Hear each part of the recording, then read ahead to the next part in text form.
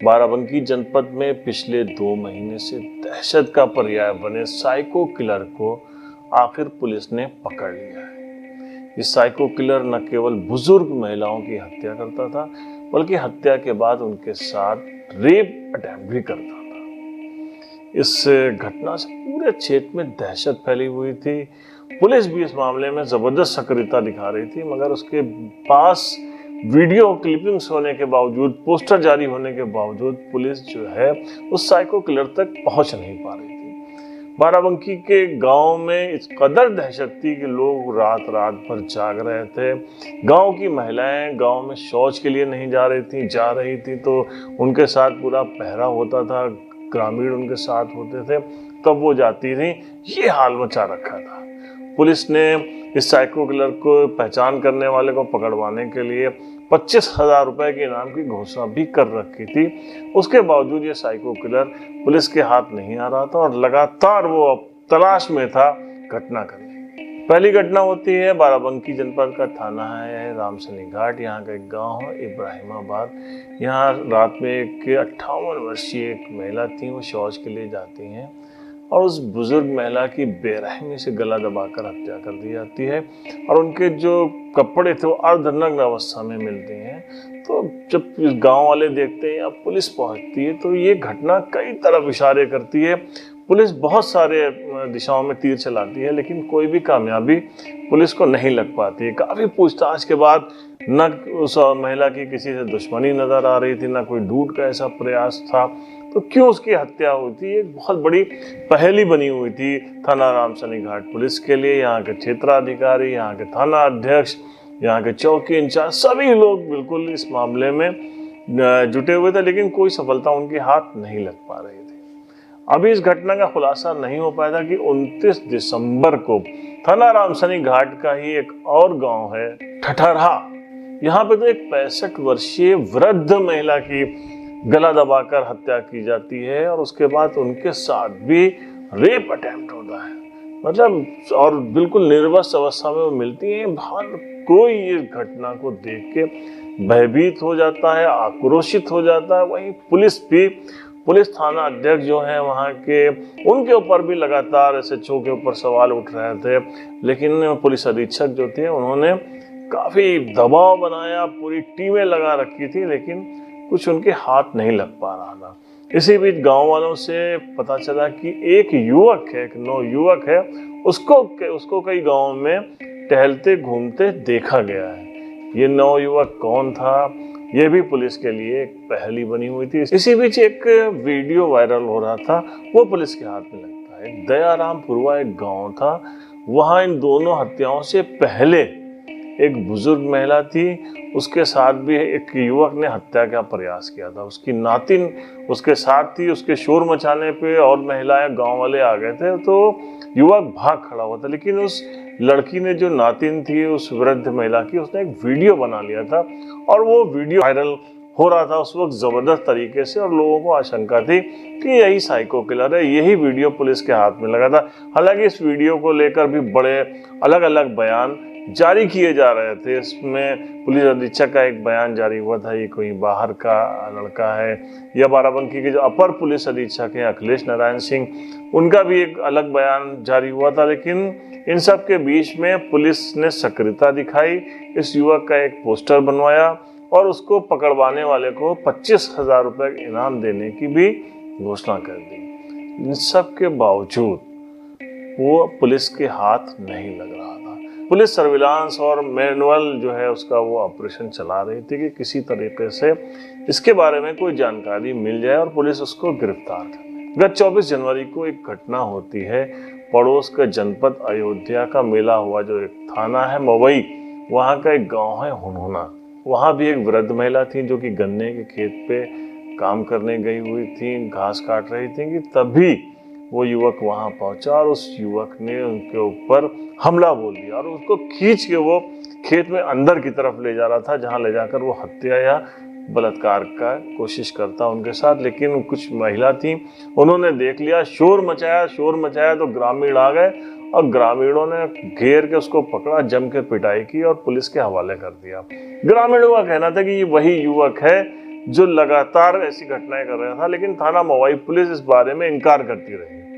लेकिन ये बात जैसे ही बाराबंकी पुलिस को पता चली तो यहाँ के जो पुलिस अधीक्षक हैं दिनेश कुमार सिंह, उन्होंने बहुत सक्रियता दिखाई, फौरन उस थाने से संपर्क किया। उसके बाद इस किलर को लेके जो है थाना रामसनी घाट आया गया। जब इससे पूछताछ हुई तो इसने स्वीकार किया कि इसने वो भी दोनों हत्या की घटनाएं की थी। जब इससे पुलिस ने पूछा कि क्यों ये बुजुर्ग महिलाओं को निशाना बना रहा था, क्यों हत्या कर रहा था, उनके साथ बलात्कार जैसे घिनौना कृत्य करने की कोशिश कर रहा था, तो उसने जो पूरी कहानी बताई वो भी बहुत चौंकाने वाली है। दरअसल गिरफ्तार युवक बाराबंकी जनपद के थाना असंजा के सड़वा गांव का रहने वाला है। 24 साल इसकी उम्र है। 5 साल पहले इसकी शादी तय हुई थी और अगले महीने फरवरी में इसका गौना भी होना था।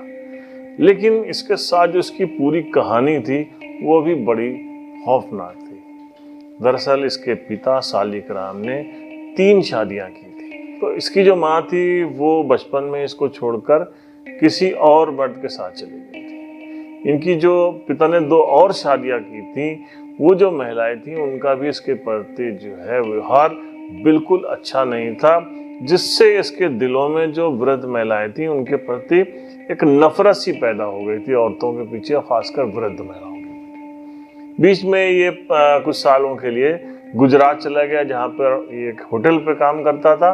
वहां से लौटकर ये 3 दिसंबर को आया।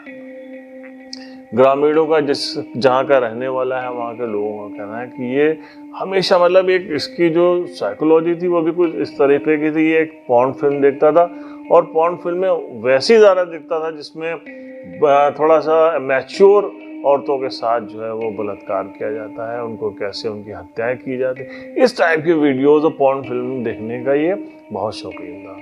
तो हम बता रहे थे कि 3 दिसंबर को ये गुजरात से वापस आता है। उसके बाद पड़ोस का ही एक गाँव है दयारामपुर, जहाँ ये इसने पहली कोशिश की थी, जहाँ से इसका वीडियो बना था। उसके बाद इसने दोनों हत्याएं की और ये दोनों हत्याएं करने के बाद ये टहल ही रहा था, फिराक में था, निशाना बना, क्योंकि यहाँ पे लोगों की सक्रियता बढ़ गई थी। इसलिए यहाँ से ये अयोध्या जनपद के थाना क्षेत्रों में चला गया था। वहाँ पे जैसे ही इसको गांव में घूमते हुए ये महिला दिखाई दी, उसके ऊपर इसने प्रयास किया उनकी हत्या करने का और उनके साथ बलात्कार करना ये चाह रहा था। इसने बताया है कि इसके दिल में बहुत ज़्यादा नफरत है महिलाओं के और ख़ासकर वृद्ध महिलाओं के, क्योंकि इसका कहना है कि बचपन में उसके साथ जैसा ट्रीट किया गया उससे इसके दिल और दिमाग में नफरत बैठ गई है।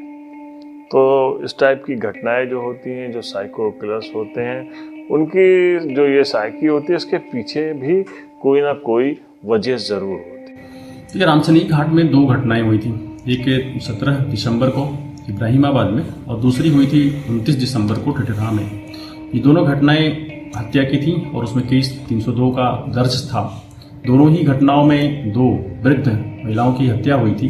वो हम लोगों के लिए बहुत एक चैलेंजिंग था और उसमें एक दूसरी घटना में दयारामपुरवा में किसी मूवमेंट के दौरान जिसको अटेम्प्ट के रूप में देखा गया था, वहाँ से वीडियो और फोटो मिला था हम लोगों को, जिसको उन्होंने डेवलप करके लोगों में लगातार टीमें लगी हुई थी, रामसनी घाट के और आसपास के थानों की, और हमारे 6 अधिकारीगण वहाँ पे, सीओ साहब, एडिशनल साहब, सब लेकर करके इवन हम लोगों ने अयोध्या के साइड के जो बॉर्डर के गांव थे उनमें काफ़ी प्रचार प्रसार किया, लोगों के संज्ञान में डाला कि इस तरह का व्यक्ति अगर कहीं मूवमेंट में दिखता है जो हमारे लिए फर्स्ट और सबसे बड़ा सस्पेक्ट दिख के रूप में आया था, उसको चिन्हित करें।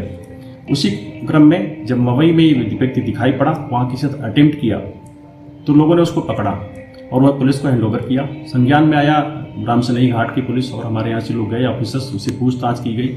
उसने पूरी घटना को बताया और घटना बताया नहीं, वहाँ के भौगोलिक स्थिति को भी उसने सत्यापित किया कि जैसे बताया, बोला कि कंफर्म है। उसने पूरे प्रकरण को बताते हुए बताया कि वो 4 को लौट के आया था सूरत से। 6 महीना वो सूरत में रहा और सूरत से लौटने के बाद ये उसने 2 यहाँ पे और 2 घटनाक्रम जो आते हैं दयारामपुरवा और ये जो अभी हुनहुना में हुआ है मवई में, इन घटनाओं को बताया कि मेरे द्वारा ही की गई थी। बातचीत के क्रम में पूछताछ में उसने कहा कि उसे एक कोई ताबीज़ चढ़ा पिला दिया है, जिसके वजह से उसका दिमाग कभी कभी बीच में खराब हो जाता तो ऐसा कर बैठता है। और ये एक अंधविश्वास से जुड़ी हुई बात है जो उसके दिमाग में बैठी हुई है। यद्यपि वो पढ़ा लिखा बिल्कुल नहीं है, पारिवारिक पृष्ठभूमि में भी थोड़ी सी डिस्टर्ब है। उसके फादर ने 3 शादियाँ की थी और ये पहली पत्नी से पैदा लड़का है अमरेंद्र। और जो रहने वाला सड़वा गाँव सिंदरा का है थाना का। और इसके बाद उसके फादर ने जो 2 शादियाँ की थी वो दोनों भी इनकी माँ सौतेली माँ मर गई, पढ़ाई लिखाई बिल्कुल नहीं हुई। तो वहाँ से भी कुछ इसके दिखा कि ज़िंदगी डेरेल ली थी। अल्टीमेटली ये इस मनस्थिति में आ गया था क्योंकि कहता था कि हमें ओल्ड एज की महिलाओं को देता था तो मुझे आसानी लगती थी कि इनको आसानी से हम मार देंगे, और तो ये उसी हिसाब से अटेम्प्ट करता था। पूरी चीज़ों का दोनों घटनाओं से संबंधित जो परीक्षण योग्य माल थे, कपड़े आदि थे, हमने उन्हें परीक्षण के लिए भेज रखा है। और इसको भी हम लोग अपने यहाँ वारंट पे लेकर के इसको पुलिस कस्टडी रिमांड भी लेंगे और सारी चीज़ें कंसर्न हैं वो इससे रिकवर की जाएंगी और परीक्षण के लिए भेजेंगे। इसका DNA सैंपलिंग भी कराएंगे जिससे हमारे पिछले लिए गए जो हमारे स्वैब्स हैं उससे परीक्षण कराने से मैच करा सकते हैं। पर्याप्त एविडेंस है।